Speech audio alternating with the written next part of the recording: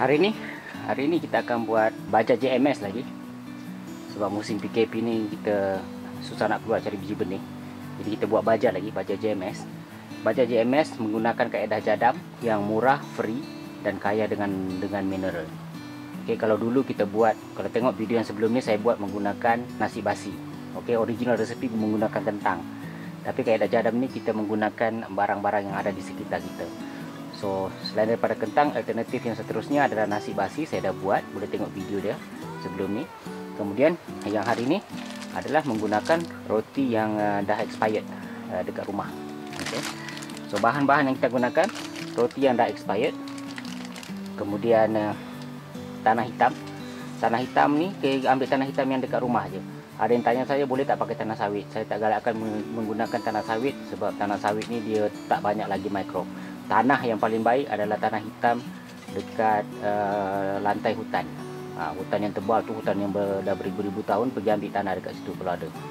Okay, saya dah menjadi, insyaAllah selepas PKP ni akan jadi amalan saya untuk kalau jalan jumpa hutan, saya akan ambil tanah dia untuk ternak leaf mold soil tu. Saya ambil tanah hitam di sekitar rumah.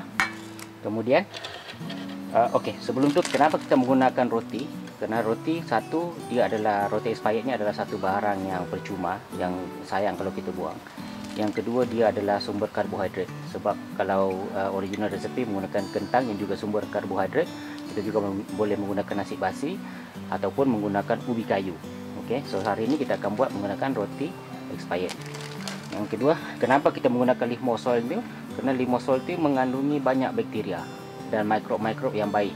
Ada juga mikrob yang tak baik, tapi mikrob yang baik lebih banyak. So dalam kaedah jadam ni dia embrace kepelbagaian mikrob, dan kemenangan mikrob baik adalah berdasarkan jumlah. So kita nak memperbanyakkan jumlah mikrob baik. Dalam masa yang sama, jadam tidak menafikan ada mikrob yang buruk dalam benda yang kita nak buat nanti, tapi mikrob yang baik lebih banyak. Okey. Lepas tu kenapa kita menggunakan air laut? Okey. Air laut ni saya pesan daripada kawan saya, dia ambil dekat tempat dia selalu pergi mandi. Nama tempat tu dekat Port Dickson, Blue Lagoon. Okey, so kita menggunakan air laut. Kenapa menggunakan air laut? Kerana air laut mengandungi 85 jenis mikromineral yang diperlukan oleh tumbuhan. Sebagian besarnya diperlukan oleh tumbuhan untuk hidup dengan lebih segar, macam multivitamin lah kepada manusia. Kalau ikut kaedah jadam, dia dah buat research, air laut, tumbuh-tumbuhan yang tumbuh dalam 3 km daripada pantai itu adalah pokok buah yang manis dan berwarna cantik. So apa yang kita buat ni bukan kaedah yang saya saja-saja buat, tapi adalah kaedah yang terbukti saintifik. Saya hanya mengamalkan kaedah jadam tu. Sebab ada juga kawan-kawan tanya macam mana saya boleh menjadi guru kepada benda ni. Saya bukan guru, saya pun baru belajar, dan saya hanya belajar dan mempraktikkan ilmu yang ada scientific backup dan ada bukti.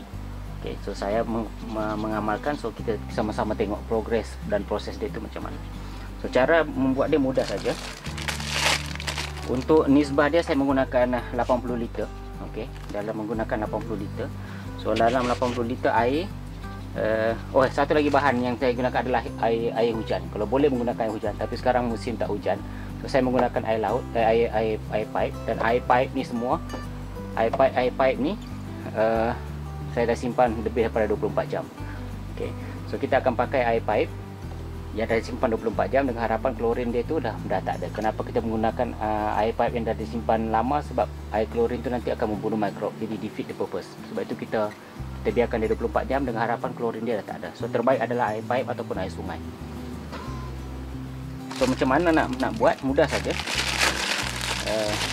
Ambil roti. Kalau boleh blend, kalau nak blend lagi bagus. Tapi kita ambil kaedah yang paling mudah, kita just hancur-hancurkan dengan tangan.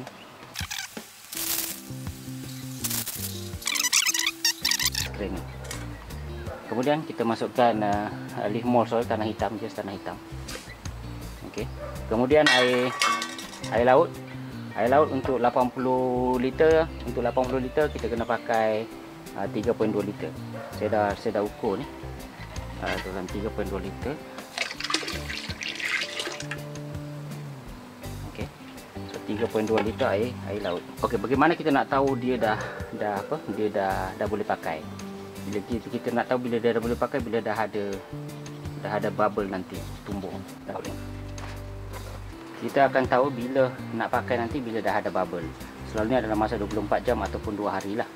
Cara penggunaan dia nanti, kita akan dilutkan dia minimum 1 nisbah 10. Tapi kalau ikut jadam dia lebih cair. So kita tengok dalam masa 24 jam nanti, bila dah ada buih nanti, kita boleh pakai dah. Hari ni hari Ahad.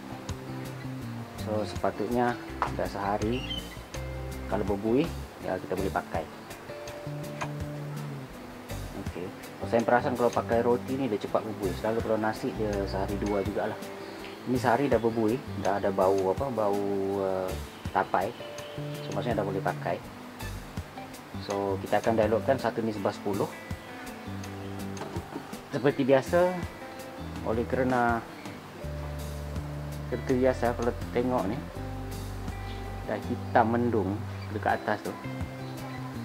So saya akan dilutkan tak sampai 1 nisbah 10. So benda-benda macam ni take at your own risk lah ya. Ikut recommendation 1 nisbah 10 unless anda tahu apa yang anda buat.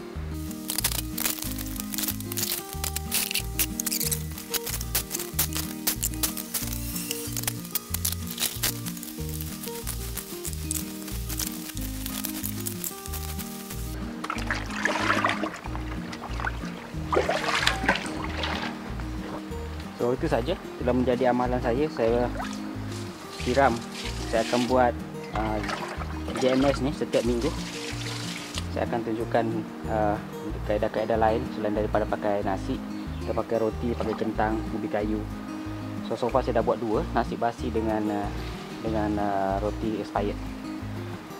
So far bolehkah dikatakan berkesan. So next video nanti saya akan buat daripada ubi kayu dengan ni pula ataupun kentang. Okey.